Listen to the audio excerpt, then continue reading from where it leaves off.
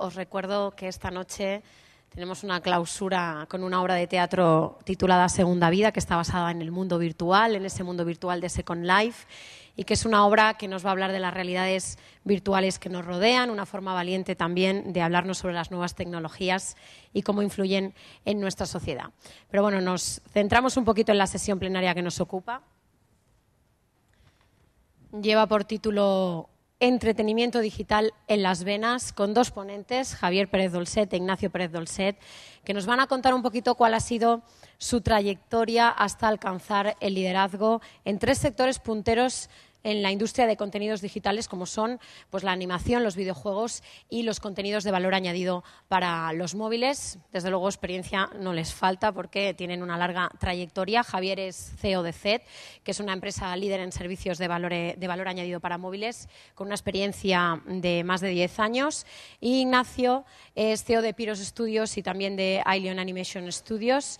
Y también, bueno, son plataformas de producción de animación, de películas de animación y referencia también en el sector de los videojuegos, también con 10 años de experiencia. Así que seguro que vamos a aprender mucho sobre esa trayectoria que nos van a explicar. Yo, por mi parte, me despido también. Han sido 3 días de congreso en FICOT, donde ha sido un placer poder presenciar las sesiones plenarias. La verdad es que he aprendido mucho de todo vuestro sector. Estoy encantada. Nos vemos en Noticias los fines de semana. Y ahora, por favor, un aplauso para Javier Pérez Dolcet e Ignacio Pérez Dolcet. Gracias.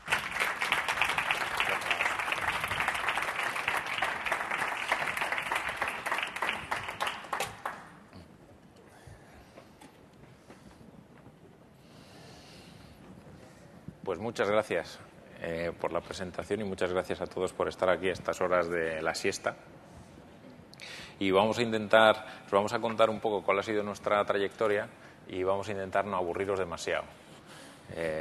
Y bueno, si os aburrimos demasiado, nos interrumpís y nos avisáis, nos preguntáis durante el tiempo que vamos a estar aquí con vosotros, pues lo que queráis, ¿no? Y para empezar, cuando nos han pedido que preparáramos de dónde venimos, pues lo que hemos hecho es ir para atrás en el tiempo y ver cuál es el... no sé si se ve, ¿se está viendo? Sí. ¿Dónde empezó toda nuestra historia, ¿no? Que es cuando nuestro padre, yo me acuerdo, debía ser el año 75, el 76, yo tenía 6 años y Ignacio tenía 5, nos trajo a casa este juego que hay aquí, que era el ping-pong de Atari. No era ni siquiera una consola, era un poco menos que un experimento. Y a partir de ese momento, pues desde el año 75, pues pasaron por nuestras manos todas y cada una de las consolas o ordenadores que fueron saliendo al mercado en el mundo. Y pues yo creo que pues antes de empezar a montar ningún negocio, la última vez que nos pusimos a contar cuántos juegos teníamos, pues no sé si habíamos acumulado como 10 o 12.000, una cosa. Así que eso fue nuestra infancia, que la verdad es que fue bastante divertida, ¿no? Y una vez que terminamos, bueno, que nos pusimos a estudiar y terminaron nuestras carreras, pues puestos a tener que trabajar en algo, decidimos que, ¿por qué no en los videojuegos, ¿no? Con la inconsciencia que te da tener 22 años, yo tenía 22, Ignacio tenía 21, yo acababa de terminar la carrera, Ignacio todavía la estaba terminando, y obviamente no sabíamos lo que estábamos haciendo ni nada que se le parecía, ¿no? Pero bueno, decidimos empezar por ahí y esta fue la primera compañía en la que pusimos a hacer cosas, ¿no? Sí, yo creo que nosotros hemos tenido la inmensa suerte, yo creo que nuestra trayectoria es fruto de, por un lado, el conocimiento del producto, porque nos hemos criado con eso, ¿no? Como decía Javier, pues desde los 5 años han pasado por nuestras manos todas las máquinas, todos los cachivaches. Es la oportunidad. Siempre digo, si uno se dedica al cine, es como haber estado en el momento en el que se inventó casi el cinematógrafo y haber visto la evolución desde el cine mudo, ¿no? Nosotros la hemos vivido primero como consumidores y después como parte del sector, pero la suma de un conocimiento al final, que yo creo que es una de las partes fundamentales para el desarrollo empresarial, que es no solo... Yo creo que en estos tiempos de crisis y en estos tiempos donde se habla tanto de números, creo que es importante también recordar que al final, es decir, el negocio viene de la parte industrial y del conocimiento del producto y el conocimiento del entorno en el que estás, ¿no?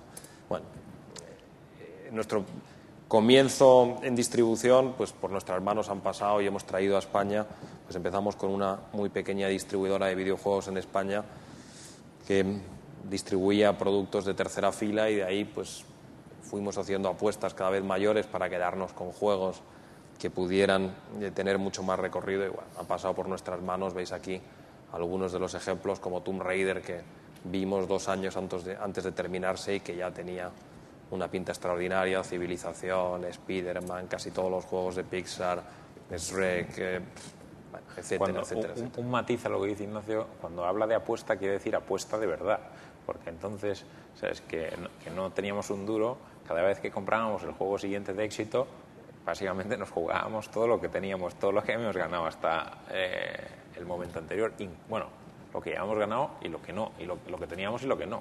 Bueno, eso... Bueno, sí, yo creo que es o sea, que es apuesta de verdad. Creo que ha habido actos de fe importantes de Javier.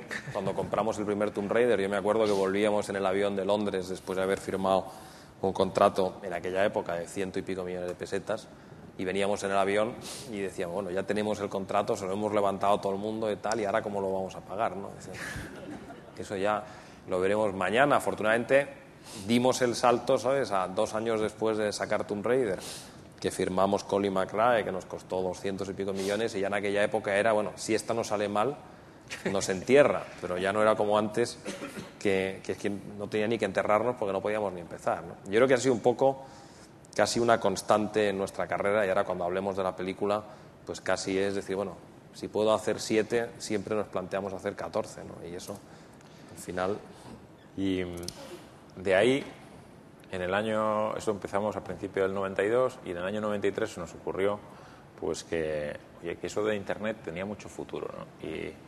Y la razón por la que lo pensábamos es, o sea, yo tuve la suerte de, bueno, iba a decir de irme, básicamente, que, ¿sabes?, que como ocurría en esos tiempos, ahora los tiempos han cambiado, es que tu padre elige la carrera por ti, pues me mandó una carrera que estudiaba la mitad aquí y la mitad en Inglaterra, ¿no? Me fui a Inglaterra y en el sistema educativo inglés descubrí que yo, que era muy aficionado a todos los cachivaches, lo primero que hice fue ir allí a un centro que llamaban el Computer Center, allí al que nadie iba, por supuesto, solo los empollones y los tíos de las gafas y tal en aquel momento, y donde la educación inglesa, que es básicamente de investigación y de hacer trabajos tú solo, pues yo lo único que tenía, yo iba allí al Computer Center, me conectaba a la red que había, que yo estaba conectado a través de ARPANET con todas las universidades inglesas.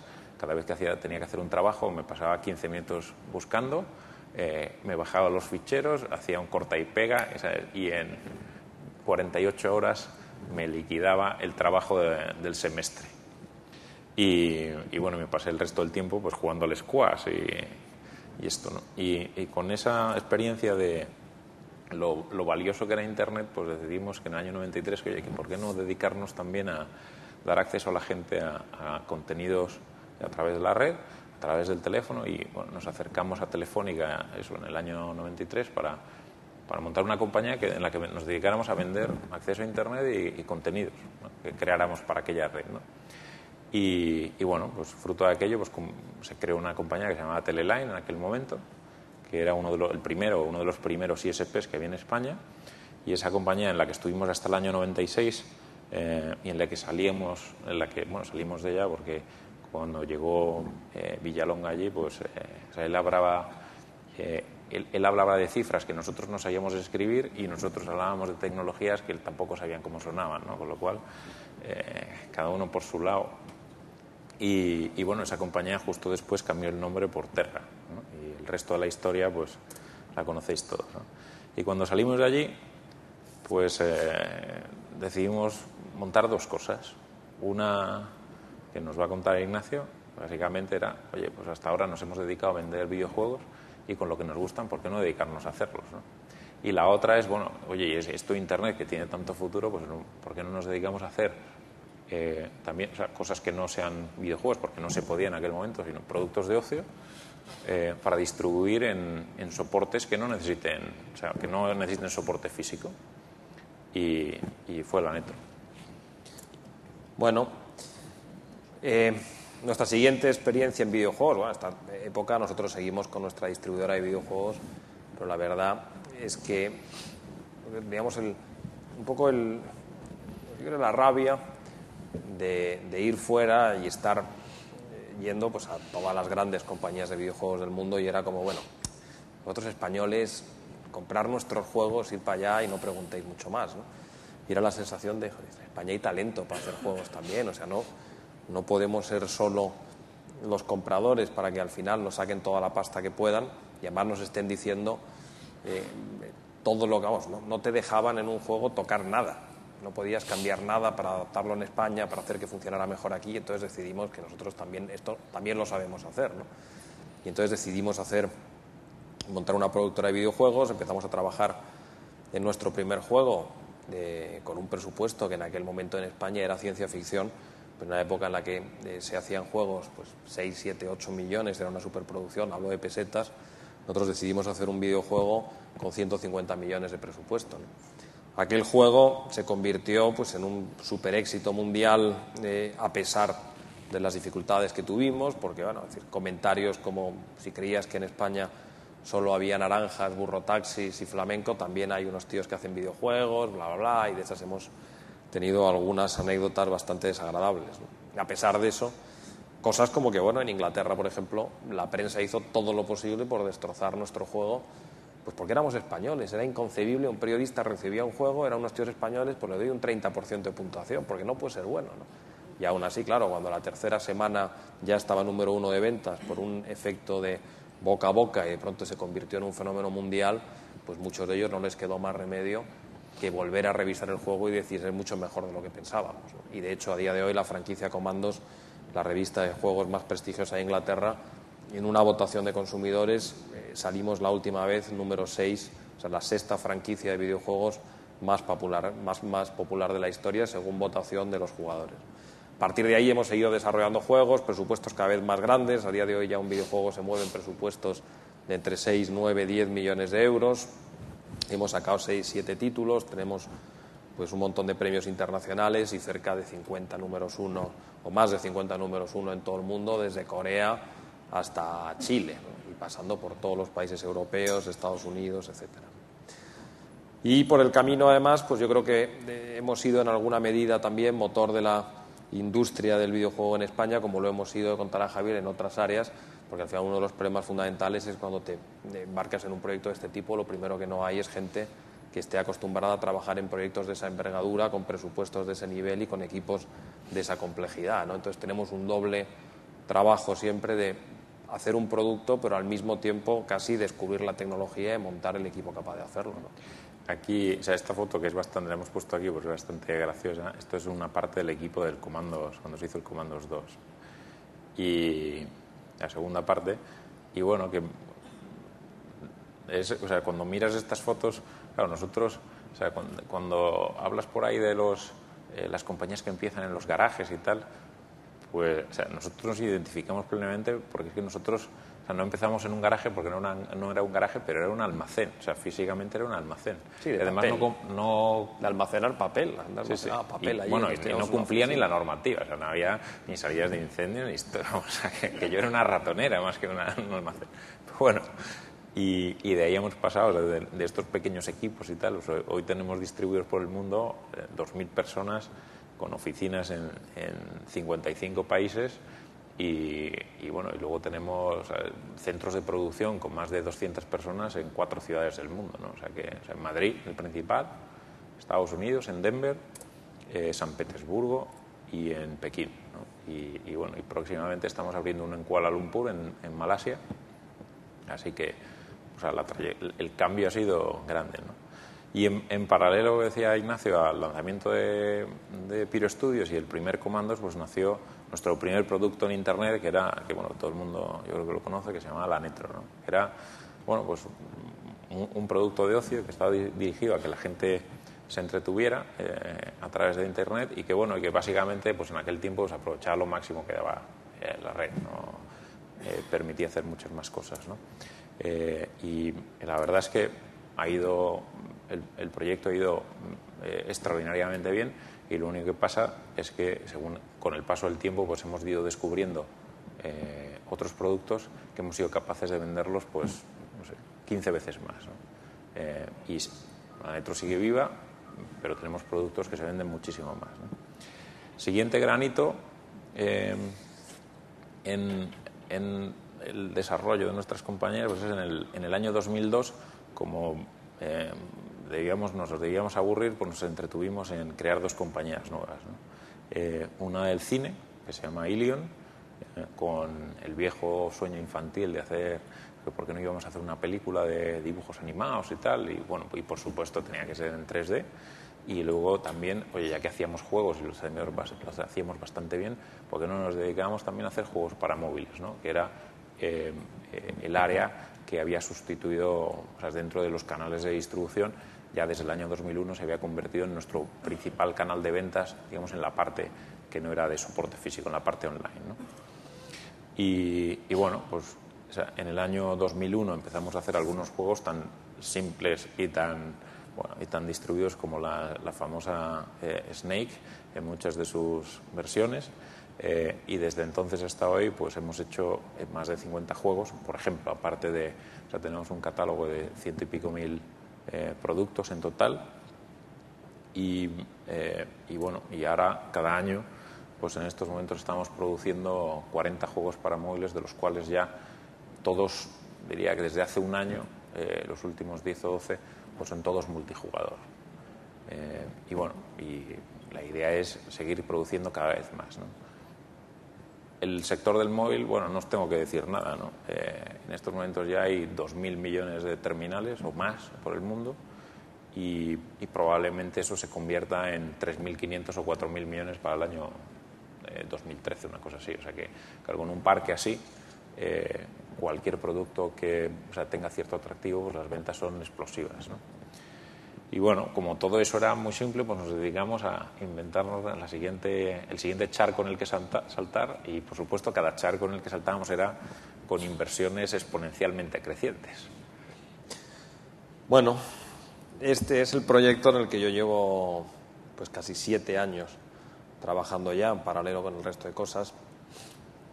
Esas 3 personas que veis ahí, yo creo que tenéis esa foto ahí en pantalla, son los 3 directores de la película, y juntos hace 7 años nos sentamos en una mesa, igual que hicimos en videojuegos, nos sentamos y dijimos, se puede hacer cine de animación en España, pero no cualquier cine de animación, es decir, se puede hacer Shrek o Toy Story o Ice Age en España, porque nuestro objetivo era pues bastante humilde, ¿no? Que era montar un Pixar europeo y hacer un estudio de animación que pudiera competir a nivel mundial, ¿no?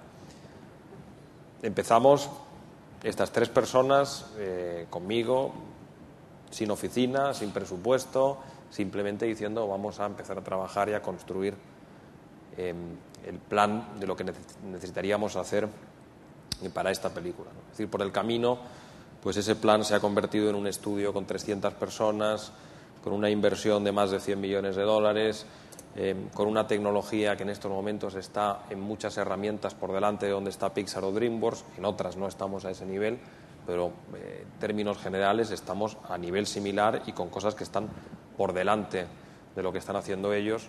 7 años de trabajo, un proyecto donde tenemos, ahora os contaré un poco más adelante en la presentación dónde estamos en este momento, pero yo creo que sabéis de dónde venimos, ¿no? Es decir, estamos hablando de, ahora mismo en la oficina, por ejemplo, por daros algunas magnitudes, tenemos nuestro equipo de render. En estos momentos tenemos alrededor de 4.000 microprocesadores en la central de proceso de datos, tenemos un disco duro, aquí dice 40 terabytes de acceso recurrente, estamos más cerca de los 100 terabytes ahora mismo, que en términos más cotidianos, pues yo creo que nos convierten pues en el dispositivo de almacenamiento uno de los 4 más grandes de Europa probablemente, y de un dispositivo mayor, por ejemplo, el que pueda tener el Ministerio de Hacienda en España, ¿no? Y ahora os contaré más adelante dónde está ese proyecto ahora mismo. Para el año 2004 ya teníamos ya oficinas en 15 países, sobre todo en el mundo del móvil. ¿Y por qué? Una pregunta que puede surgir ahí, ¿y por qué nos dedicamos en ese momento? O sea, realmente empezamos a dar el salto entre el 2002 y el 2004, es cuando de verdad decidimos que necesitamos tener oficinas fuera. ¿Por qué? Bueno, pues porque habíamos vivido el mundo de los videojuegos desde que éramos pequeñitos, luego primero en distribución y luego en producción, y descubrimos que al final tan importante es tener un producto como la capacidad de venderlo directamente en el mercado, ¿no? Y desde luego no hay nadie que pueda hacer un trabajo mejor para vender tu propio producto que tú mismo. Y de hecho, según se fue consolidando el sector, cuanto más se consolidaba, más control hacían las grandes distribuidoras sobre los productos que se vendían y que llegaban en primera posición o no al consumidor final, ¿no? Bueno, desgraciadamente en el mundo de los videojuegos nacimos un poco tarde como para montar esas compañías, porque no teníamos ni el conocimiento ni el dinero. Pues lo que decidimos es, oye, en el mundo del móvil, que estábamos a tiempo, pues que lo íbamos a hacer desde el día 1.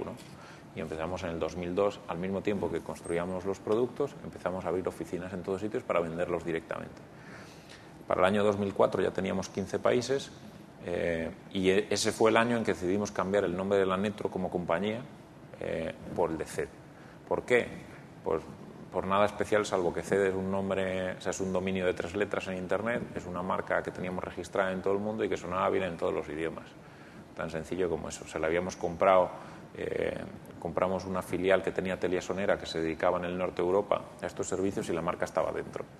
Y la cogimos y digo, bueno, pues oye, tiene mucho más sentido vender estos productos, nuestros productos, bajo la marca CED en todo el mundo que con la Netro, ¿no?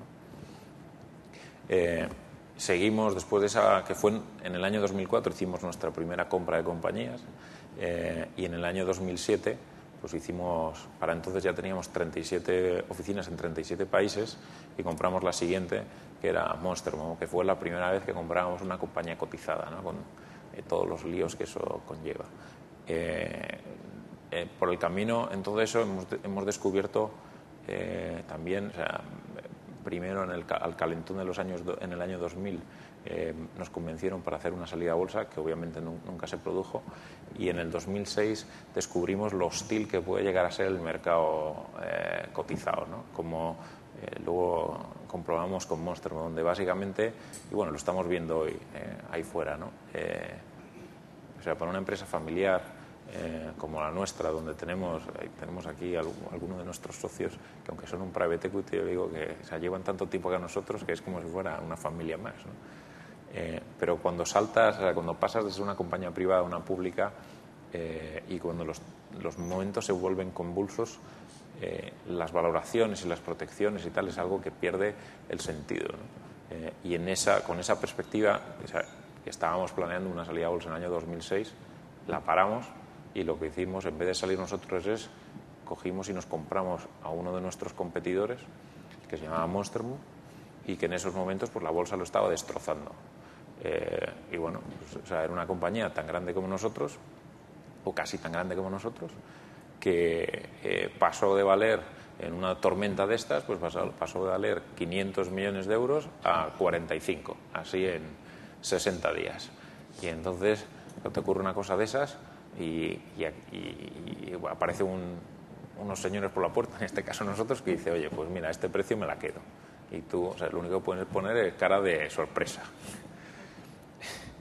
Con lo cual, bueno, eso la verdad es que ha sido una experiencia muy interesante, pero bueno, también marca un poco, o sea, cuál es la hostilidad de los mercados financieros en estos sectores que son, bueno, yo supongo que los grandes también, ¿no? Pero en estos que son de compañías pequeñas y medianas, donde las fluctuaciones son todavía mucho mayores, ¿no? ¿Dónde estamos hoy? Pues hoy básicamente, o sea, tenemos los 3 grandes negocios que tenéis ahí en la pantalla pintado, los móviles, el PC y el mundo de las consolas en los videojuegos, y el cine en la televisión, el DVD y la televisión, y donde claramente están convergiendo mucho más rápido de lo que la gente anticipaba. Y bueno, dentro de ese escenario, pues oye, no voy a decir que somos los líderes mundiales en todo, pero desde luego en el móvil sí lo somos. En el cine, pues yo creo que fuera de Estados Unidos tenemos el mejor estudio del mundo, y si los comparamos de cine y animación, y si lo comparamos con Pixar, pues probablemente, o sea, en términos de tecnología y calidad, pues al mismo nivel. Y bueno, y en el mundo de las de las consolas y del PC, pues exactamente igual, ¿no? Y ahí, bueno, pues además en un mundo cambiante, extraordinariamente presionado por la piratería, ¿no? Y que donde básicamente lo que estamos haciendo es cogiendo toda la experiencia que hemos acumulado en el mundo de los móviles y en el mundo online, trasladándola a los videojuegos y convirtiendo todas esas experiencias en experiencias multijugador. Hoy, si hablamos específicamente ya de dónde estamos y las cosas que hacemos en cada una de esas compañías, CED, o sea, hoy somos el líder en el servicio de valor añadido en el mundo, tenemos más de 10 años, el año pasado facturamos ya más de 540 millones de dólares y tenemos en el mundo más o menos, teníamos entonces 1.500 personas, hoy tenemos unas cuantas más y de las cuales pues más de la mitad se dedican a I+D+I y bueno, distribuidas por el mundo, ¿no? Con unos crecimientos explosivos y donde bueno, pues el futuro, a pesar de la crisis, pues sigue habiendo crecimientos enormes, ¿no? Por supuesto, hay que ser mucho más prudentes en la situación en la que estamos viviendo, pero, ¿sabes? Pero tampoco es, desde luego en nuestro sector, desde el punto de vista de demanda, todavía no se nota, o sea, no se nota una ralentización, ¿no? Otra cosa es que, o sea, lo que sí está ocurriendo es que las decisiones que nosotros estamos tomando son mucho más conservadoras por el panorama, por lo que pueda pasar, ¿no? Tenemos, como decía antes, oficinas en 19 países, donde es básicamente, el mapa que tenéis detrás es básicamente todo el mundo, todos los países de Asia, todos los de Europa y todo América, salvo, bueno, el único que no tenemos en América en estos momentos es Brasil, que estamos lanzando en estos momentos, ¿no? Y luego, y por primera vez, además este año, pues estamos con esa presencia internacional, pues estamos empezando a comprar derechos a nivel internacional de los principales licenciatarios de productos o de licencias, valga la redundancia, en el mundo, ¿no? Como es la NBA, por ejemplo. Hemos comprado los derechos para distribución internacional de todos los productos de la NBA para los móviles y bueno, esta foto graciosa que ahí está, firmamos el acuerdo ese día, que fue, este era en las finales del año pasado, en uno de los partidos que se jugó en Los Ángeles con los Lakers contra los Celtics. Estamos, bueno, dentro de los productos que hacemos, pues estoy seguro que recordaréis, por ejemplo, una super promoción que hizo Telefónica con 100 Cayennes de regalo que se hizo a principios de este año, que lo hicimos nosotros. Y bueno, tenemos hoy nuestro catálogo de productos, pues hace que lleguemos estamos llegando a 150 millones de clientes en todo el mundo, distribuidos en 140 o 150 operadoras y en todos esos países, ¿no? Bueno, por supuesto, unas cosas nos van mejor que otras y unos países nos terminan yendo mejor que otros, ¿no? Pero al final, el mensaje de eso es, ¿sabes?, que es fundamental, es producir contenidos es enormemente caro y es absolutamente fundamental distribuirlos en todo el mundo. Y además teniendo una exposición a los mercados equilibrada. O sea, nosotros hoy nuestra venta en España pues es el 8 o el 9%, nada más, y no tenemos ningún país que tenga unas cifras mucho mayores. El único que es un poco más grande es Estados Unidos, que nos supone el 19% de la venta, ¿no? Pero el resto, ¿sabes?, estamos hablando en cifras donde te protege de crisis, inestabilidades, cambios de demanda, cambios regulatorios, peleas, tendencias, etcétera, etcétera, ¿no? Bueno, este es nuestro primer proyecto, nuestra primera película en el estudio de animación, en Ilion, que es Planet 51, como veis ahí. Bueno, yo creo que como hemos hecho en todos nuestros proyectos, yo creo que esa es una de las... Bueno, es decir, hablar de claves del éxito, bueno, yo creo que es una de nuestras fórmulas de trabajo, ¿no? Es decir, yo creo que al final el éxito es simplemente hacer aquellas cosas que quieres hacer y las que deseas hacer. Nosotros en su momento quisimos hacer videojuegos y los hicimos, y después quisimos hacer esta película y quisimos montar un estudio para hacer películas, porque aquí hablamos de Planet 51, que está prevista para el año que viene, pero en 2011 tendremos nuestra segunda película y en 2012-2013 nuestra tercera.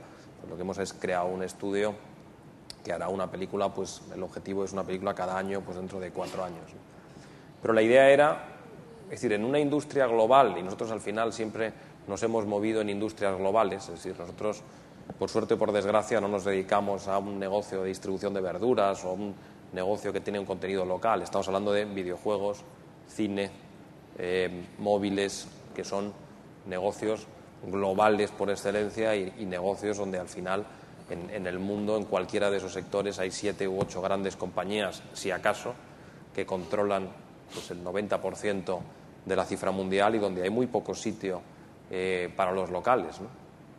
En el caso del cine, claramente es un sitio que depende exclusivamente, al final, del apoyo gubernamental, porque como tal industria, pues al final es una industria francamente deficitaria. Nosotros nos dedicamos a hacer negocios, ¿no? Hacemos un negocio de aquellas cosas que nos gustan. Entonces, para hacer esta película, lo primero que nos planteamos es: tenemos que competir en todo el mundo, tenemos que ser tan buenos como los mejores del mundo, y nos marcamos un listón que era el listón de nuestros competidores, el listón de las necesidades reales y no el listón de nuestras posibilidades. Es decir, nosotros llegamos hasta aquí, pues chicos, llegar hasta ahí se llama que esto te cueste X millones, ¿no? Y al final dices, pues el listón era tecnología equivalente a Pixar, que es el líder mundial y que al final es quien está proveyendo de tecnología a casi todo el resto de estudios del mundo. Estamos hablando de un proyecto global que se tiene que estrenar en todo el mundo, que tiene que ser un proyecto prioritariamente dirigido al mercado americano, al menos creando un fenómeno en el mercado americano que después se traslada al resto del mundo, con lo cual necesitas un gran estudio americano, y eso es lo que hicimos. A día de hoy estamos trabajando en una película con el guionista de Shrek. Al final el presupuesto global del proyecto estará en torno a los $100 millones. Tenemos al productor de Terminator trabajando con nosotros, tenemos al productor de toda la saga Los Inmortales. Sony tiene la distribución de la película en Estados Unidos. Es el proyecto europeo, el lanzamiento más importante en Estados Unidos en la historia del cine, de un proyecto europeo donde no participe un gran estudio americano. Es el proyecto de cine con diferencia de animación más grande de Europa, es la película más grande que se ha hecho nunca en España. Estrenamos en Estados Unidos el año que viene con Sony el 20 de noviembre, que es el fin de semana de Acción de Gracias, que es este mismo fin de semana que acabamos de pasar, que es el tercer fin de semana más grande del año por box office y prácticamente el primer fin de semana, el más importante del año para cine familiar. El Día de Acción de Gracias, que es hoy en Estados Unidos, tiene la taquilla más alta del año, y además es un día al que la gente va al cine, sobre todo la familia, van todos juntos al cine. Por eso es una época donde, por ejemplo, ahora estamos viendo que en Estados Unidos hay 2 grandes películas de animación que se han estrenado para este mismo fin de semana, que son Bolt, que es una película Disney, y la película de DreamWorks, que es Madagascar 2. Pues nosotros vamos en ese fin de semana, y que para nosotros pues es un hito, porque al final estamos estrenando esta película el mismo fin de semana que estrenó Steve Jobs y John Lasseter su Toy Story, que fue la película del comienzo de la historia de Pixar, que siempre ha sido nuestro referente, ¿no? Además de eso, pues bueno, es decir, alrededor de toda esta película, aparte de un equipo increíble que hemos montado en Madrid, que es espectacular, que empezaréis a partir del 16 de enero, que sale el primer teaser, y que vamos a empezar ya pues a promocionar la película y a promocionar el estudio, porque, bueno, otra de las cosas que hacemos nosotros, como decía Javier, nosotros venimos de un garaje y venimos de haber estado sentados dedicándonos a lo que nos dedicamos, una reunión de 6 horas para decidir si comprábamos un ordenador o no, porque no nos llegaba el dinero para comprar ordenadores. O sea, pero no hablo de uno más, hablo de uno. Es decir, de comprar el ordenador para la oficina, y si comprábamos un ordenador lo suficientemente bueno como para probar los juegos que estábamos comprando, porque no teníamos un equipo para probar los juegos de última generación. Claro, hablo del año 92, ¿no? Y en una época en la que, y eso lo hemos vivido, es decir, por la mañana hacíamos marketing, por la tarde vendíamos y por la noche hacíamos las cajas, embalábamos y sacábamos los pedidos, ¿no? Entonces, con esa mentalidad, pues este proyecto de Ilion lo hemos montado, hemos estado en 4 oficinas, según el proyecto iba creciendo, ahora tenemos un edificio espectacular, probablemente con más fibra óptica que muchos complejos tecnológicos completos. Tenemos una oficina donde el consumo eléctrico, por ejemplo, el edificio de Ilion es el equivalente a una oficina de 4.500 personas, pero claro, para 300 personas tenemos 1.000 pantallas, 5.000 ordenadores, etcétera, etcétera. No hemos tenido ni tarjetas de estudio, no hemos tenido ni página web, no hemos tenido nada, porque todo ha ido al producto, que al final es lo importante, ¿no? Y alrededor de esto pues estamos haciendo una línea de juguetes con un fabricante internacional de juguetes, libros, todo el resto de licencias que os podéis imaginar de cualquier película Pixar. O sea, el año que viene vamos a ver mogollón de cosas. En España vamos a ver muchísimo porque además tenemos Antena 3 como socio español en este proyecto, a Planeta, y vamos a hacer un lanzamiento espectacular. Y luego, lo que contaba Javier, por supuesto, toda la parte digital con un desembarco, aparte del videojuego que estamos haciendo en todas las plataformas, con un gran editor internacional de videojuegos, uno de los líderes mundiales, la Netro o CED va a hacer pues un despliegue también de productos con varios juegos para móviles, con comunidades, con descargables en internet, con mascotas virtuales y yo creo que con el mayor lanzamiento que se ha hecho nunca de un producto para todas las plataformas digitales. Bueno, si aquí alguna cosa más, veis aquí, por ejemplo, pues el reparto de la película con Dwayne Johnson, que es una mega estrella en Estados Unidos, Jessica Biel, Justin Long, Sean William Scott, John Cleese, aquí falta Gary Oldman y David Bowie, etcétera. Y hemos puesto esta foto el año pasado, en la última convención que hicimos con todas nuestras oficinas, trajimos a Negroponte para que nos contara, o sea, cuál es su visión de dónde es el futuro y tal. Y queríamos contar esto porque mientras estaba haciendo la presentación nos empezó a contar cosas y tal, y resulta que Negroponte era la persona que dirigía el departamento científico del MIT cuando se inventó el ping-pong, que se inventó allí, ¿no? Y desde entonces pues tenemos una buena relación con él, porque claro, al final, pues oye, terminamos conociendo, y no sabíamos que él había participado en absoluto, a una de las personas que despertó la vocación esa de locura que tenemos desde hace 20 años y que nos ha llevado a donde estamos hoy, ¿no? ¿Cómo vemos el futuro?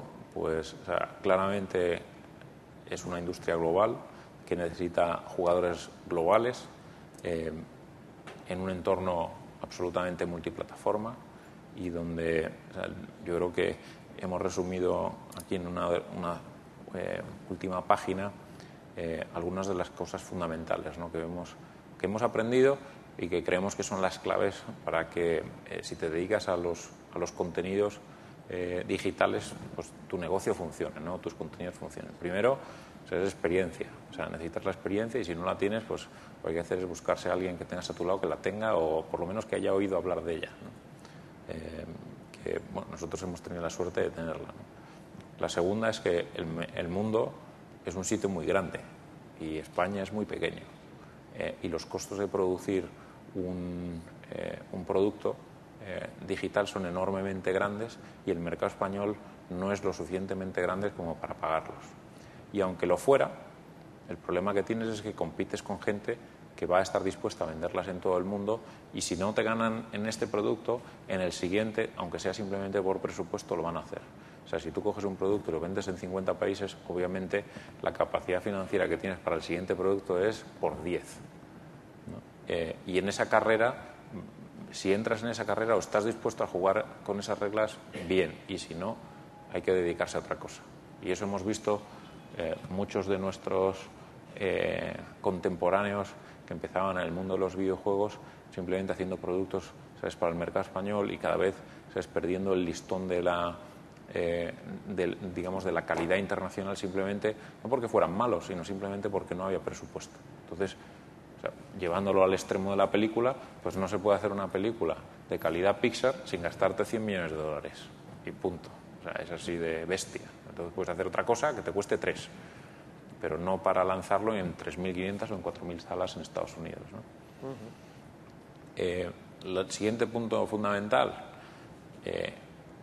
curiosamente, una de las cosas que hemos descubierto y que es una grandísima ventaja es que dentro de, os podéis imaginar que en las 55 oficinas que tenemos en el mundo, yo no soy capaz de hablar con el 80% de nuestros empleados, pero simplemente porque no hablamos el mismo idioma. Ellos en Rusia, pues el porcentaje de gente que habla inglés pues es el 15%. Y pero si te vas a sitios más exóticos, no sé, a Bangladesh o sitios así, pues a lo mejor hay 2 en toda la oficina, ¿no? Y por supuesto, las corrientes culturales de todos esos señores, pues podéis imaginar lo que son, ¿no? Curiosamente, toda la juventud, y probablemente se debe a, ¿sabes?, a la televisión, a Mickey Mouse, a Internet y tal, que es que el único lenguaje de comunicación común que existe, de verdad, es el del entretenimiento digital. O sea, a la gente le gusta el Quake o el Commandos aquí y en cualquier otro lado, y lo entienden. Y los videojuegos japoneses se venden en Japón y en cualquier otro sitio. Y Mickey Mouse se vende en Estados Unidos y en cualquier otro lado. Y no necesita traducción. O sea, el producto habla por sí solo. Luego sí, luego traduces las voces. Pero no existe el matiz cultural que tiene, por ejemplo, el cine normal, ¿no? No, es decir, eso... Hombre, hay excepciones, ¿no? Hay cosas que te sorprenden y que te colocan un poco en perspectiva. Yo me acuerdo en un viaje a Birmania, que claro, hablabas con gente allí y no sabían quién era Mickey Mouse, ¿no? Y son cosas que dices, joder, pues eso es casi, ¿sabes? Si Mickey Mouse lo tiene que conocer todo el mundo, si es como el Papa, ¿no? Más conocido que el Papa probablemente. Pero es verdad que si miramos la cultura en literatura, incluso en cine, es decir, hay determinadas cosas, es decir, que bueno, llevamos muchos años de divergencia donde cada cultura se ha creado pues sobre bases muy diferentes, ¿no? Este entretenimiento del que estamos hablando, al ser tan joven y en un mundo donde estamos ya en un proceso de globalización, pues realmente, es decir, los referentes culturales de todo el mundo son similares. Es decir, en videojuegos todo el mundo conoce los mismos videojuegos y ha jugado con los mismos videojuegos. En el mundo de animación, por ejemplo, 3D, la gente, las referencias son exactamente las mismas. Entonces vas por el mundo y ves que la gente, es decir, Toy Story o Shrek, son las referencias culturales en el mundo, ¿no? Y eso es algo que no ocurre en otros sectores donde evidentemente por cultura, pues claro, la cocina, pues hablamos de algo que lleva 3.000 o 4.000 años de evolución y donde hace mucho tiempo que nos separamos, ¿no? A lo mejor dentro de 2.000 años este mundo empezará a separarse, pero ahora mismo todo el mundo tiene una raíz cultural común y eso hay que aprovecharla. A mí por eso me sorprende, es decir, al final es muy duro, por ejemplo, para nosotros que hemos hecho una película y que al final el guión pues es un astronauta, es un planeta alienígena, él es un americano y dices, bueno, pero es que al final esas referencias culturales casi son nuestras, es decir, al final lo que estás viendo allí son cosas con las que nos hemos criado, ¿no? Es decir, creo que los americanos eso lo han hecho muy bien y lo que hay que hacer es no criticar su sistema, sino aprender de él. Es decir, al final ellos han conseguido imponer, por ejemplo, o que uno de los hitos de la humanidad parezca que uno de los momentos históricos más importantes es el lejano oeste. Y dices, eso fue una mierda. O sea, ¿a quién le interesa el lejano oeste? No tiene ninguna trascendencia histórica, allí no ocurrió nada, e históricamente, es decir, la verdad es una cosa absolutamente irrelevante.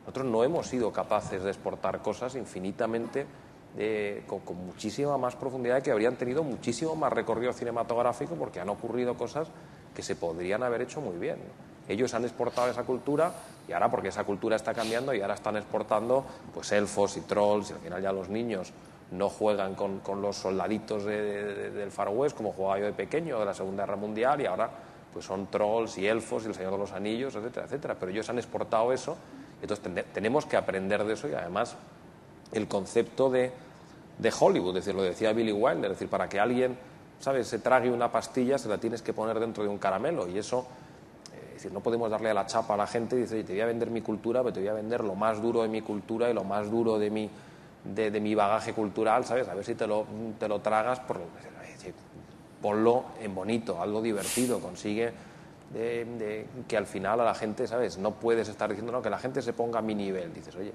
y aparte yo creo que hay productos buenos y hay productos malos, pero hay cosas comercialmente brillantes, es decir, Pixar, desde mi punto de vista, ha sido como entidad de creación, ha sido la empresa más genial de los últimos 20 años, con diferencia. Y hacen un cine infinitamente mejor que el 99% de las cosas que se hacen en Europa y que es al mismo tiempo muy comercial e industrialmente bestial, y una compañía, bueno, unos tíos que hacen películas, sí, que acabaron vendiéndose a Disney por $7.500 millones. Siguiente punto fundamental, o sea, la gestión. Al final empiezas, las ideas son fundamentales, pero luego detrás de eso tiene que haber dos cosas que son el sí o sí, que es dinero y personas con mucha capacidad, ¿no? Y experiencia y tal. Bueno, desgraciadamente en España, pues el capital no abunda, por decirlo de forma generosa, tampoco, bueno, los tiempos no es que ayuden, precisamente, dinero de private equity hay muy poco, y desde luego filosofía bancaria de financiar este tipo de proyectos tampoco existe, ¿no? O sea que eso ahí, o sea, claramente España parte con una gran desventaja, ¿no? Bueno, ahora empieza a haber por primera vez iniciativas donde se está poniendo mucho dinero para impulsar esto. Y bueno, por supuesto nosotros no podemos estar más de acuerdo en que eso es así, ¿no? Porque sí hay un activo fundamental en España, ¿no? En España hay, ¿sabes?, un enorme talento y una enorme creatividad. Curiosamente, no generado en instituciones de formación, o sea, no estamos hablando de gente que salga de las universidades ni de nada que se parezca, porque las universidades, bueno, tú sabes lo que son, y no hay medios para que la gente se desarrolle en estas cosas. Pero, ¿sabes?, hay mucho talento, mucha vocación y la gente aprende en sus casas, ¿sabes? Y ahora, pues, mirando cosas por internet y tal, y te encuentras, bueno, nosotros tenemos, o sea, gente que con el tamaño que tiene España, pues oye, los podemos considerar de los mejores del mundo. Bueno, no nosotros, sino cualquiera que los ve, ¿no? Y dices, bueno, ¿y cómo es posible que este tío haya salido de Cuenca? No. Nosotros, por ejemplo, si nosotros miramos a Estados Unidos en nuestro sector, es decir, al final, algunos de los impulsos, claro, que es increíble que los americanos de Estados Unidos está donde está porque llevan mucha ventaja, pero cuando uno piensa, por ejemplo, cuando la Universidad de Utah en los años 60 coinciden en una habitación, en un proyecto tecnológico, 10 personas, y entre las 10 personas están Ed Catmull, fundador de Pixar y probablemente el mayor genio en programación 3D de la historia y por los años por venir, está el fundador de Adobe, está Nolan Bushnell, fundador de Atari, en la misma habitación el fundador de Silicon Graphics. Estamos hablando de los años 60, ¿no? Claro, en una industria, o sea, en sectores como el nuestro, donde cada año está cambiando la tecnología y están cambiando las tendencias de mercado, hay que ser extraordinariamente ágil, y eso es algo que en Estados Unidos, por ejemplo, pues hay un modelo que ha funcionado muy bien, y que es el modelo de universidad muy vinculada a una gran compañía. Eso, claro, se puede hacer cuando tienes a un Electronic Arts en videojuegos con su propia escuela de formación, o cuando tienes a un Disney con su propia escuela de formación, de forma que es que hay una interacción diaria, directa, entre el tío que está en el negocio, la empresa que está operando en el mercado y el ente de formación. Es decir, de ese instituto de Disney estamos hablando, por ejemplo, que se formó gente como Tim Burton, como John Lasseter, como Brad Bird, y todos coinciden en una generación que es la generación del 72, ¿no? Es decir, un tío que ha trabajado con nosotros ahora y que ha sido nuestro director de story en nuestra película, que fue el director de Finding Nemo, director de story en Buscando a Nemo, que hay una generación de gente que, claro, les ves después y hacen magia, ¿no? Es decir, no se puede, hay que buscar también una fórmula para que la formación esté muy vinculada a la realidad y al desarrollo, porque si no, al final se tarda 3 años en hacer un plan, y en hacer un plan de estudios y en prepararlo, y cuando has acabado te has quedado totalmente obsoleto. Y dices, bueno, y estás explicando lo que es un VHS, casi, porque si miráis atrás, es una cosa que no ha dicho Javier, por ejemplo, de Internet, ¿no? Nosotros hemos estado en Telefónica, con la cúpula de Telefónica, en la sala principal de juntas de Telefónica, y estábamos explicando a mucha gente lo que era Internet en Telefónica, porque no habían oído hablar de Internet, ¿no? Es decir, y de eso no hace tanto tiempo, ¿no? Bueno, la evolución del mundo es muy veloz. 15 años, más o menos. O sea, pueden ser unos cuantos, pero bueno. Y por último, desde luego, o sea, al final esto, yo lo digo siempre, ¿no? Esto, para nosotros ir a la oficina es como ir al parque de atracciones. Y tienes allí todos tus cacharros, te dedicas a inventar productos y, bueno, y luego la parte de gestión es más dura, ¿no? Pero bueno, siempre compensa la capacidad de inventar todas estas cosas, ¿no? Este es o sea, para meterse en este sector, mejor que lo hagas con la ilusión de un niño, y no lo hagas, o sea, no se puede pensar en esto como un negocio. Por supuesto lo es, ¿no? Pero desde luego, para que te salga bien, tienes que estar dispuesto a ponerle toda la ilusión que le pondrías eso. O sea, cuando eres un niño y cuando te pones a construir, no sé, ejércitos o un castillo. Y el día que esa ilusión se pierde, pues lo mejor que puedes hacer es recoger e irte para casa. Pues desde luego esto no es un negocio industrial, es un negocio ¿sabes?, de creatividad y de ilusión. Y desde luego, o sea, claro, cuando estás creando entretenimiento que luego tienes que vender, mejor que te lo pases bien, ¿no? Porque si no, desde luego no vas a entretener a nadie, ¿no? Y bueno, nosotros a día de hoy todavía nos lo pasamos muy bien. Por supuesto, sufrimos como perros, que es lo que lleva tener una empresa, pero bueno, al final todo compensa, ¿no? Y con eso, pues hemos terminado de contaros nuestra historia, y cualquier pregunta que queráis hacer. Creo que tenemos que ir acabando, o sea que tenemos 2 minutos, porque vienen los siguientes. Una y nos están echando ya. Sí, sí, casi. Bueno. Voy a hacer un par de preguntas muy rápidas sobre el tema de la financiación que habéis nombrado. Gracias. Esta mañana en la charla de Venture Capital estaba el consejero delegado de Innova, que creo que es el private equity que os ha metido dinero en Piro y en Ilium, y se hablaba un poco de hasta qué medida el private equity incide en la gestión de la compañía, cómo convivís vosotros con eso y cómo veis un poco la escasa financiación o la escasa estructura de financiación que hay en España para proyectos como los que vosotros os embarcáis y sobre todo la cantidad de dinero que hace falta para ello. Y luego yo trabajo en Sogecable Cable y me llamaba la atención de tenéis un poco contenidos para muchas plataformas, videojuegos, de DVD, cine, y ¿por qué la televisión es un soporte que a lo mejor no hacéis contenidos para ella, no la veis rentable? ¿Por qué no trabajáis en ese sentido? Bueno, empezando por la financiación. El dinero de private equity, desgraciadamente, si quieres jugar en este negocio, es necesario. Lo que pasa es que hay una persona que conocimos hace mucho tiempo y nos sigue ayudando en muchas cosas y tal, que nos dijo, y ¿sabes? Una frase que a mí se me ha quedado grabada, que es: encontrar un buen socio es más difícil que encontrar una mujer para casarse. Y desgraciadamente es verdad. Entonces, dentro de la palabra esa private equity hay muchos tipos de animales, y nosotros ya, desgraciadamente, los hemos visto todos, ¿no? Desde luego, Innova, que es uno de ellos. Nosotros ahora mismo socios externos tenemos 4, ¿no? Innova, el grupo Planeta, Torreal, y el cuarto es un grupo, realmente un family office americano que se llama Veronis, Schuller y Stevenson, que con los que yo creo que hemos acertado al 100%, ¿no?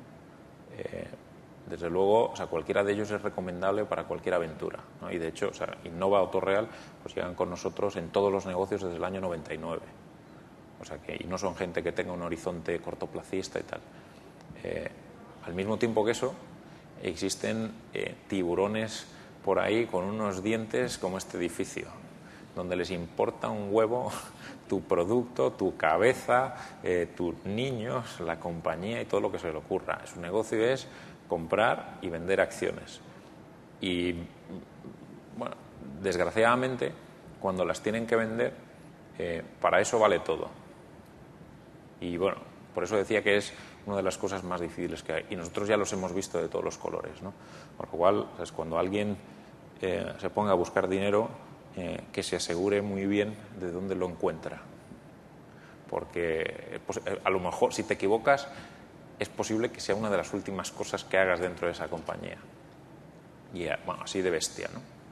Y, desde luego, en el caso de Innova, el Planeta, Torreal y Veronis, desde luego son gente más que recomendable. Y yo, vamos, con todo el mundo que hemos conocido y todos los private equities que hemos conocido, bueno, yo no es que pudiera estar encantado, es que no, para mí no tienen un comportamiento de private equity. Son un socio leal que te ayuda cuando tienes problemas y que te echa una mano siempre que puede. Y lo que no es, y te la echa para ayudar, no al cuello. Eso por un lado. Y en cuanto a la televisión, te diré que te adelantas, porque efectivamente nuestro primer programa de televisión se estrena el 10 de enero del 2008. 2009. 2009. Y no te digo más porque ya lo veréis. Se empieza a anunciar el 22 de diciembre y será en Antena 3 los sábados a las 10 de la noche. Bueno, creo que tenemos que terminar. Muchas gracias y poco más, ¿no? Muchas gracias.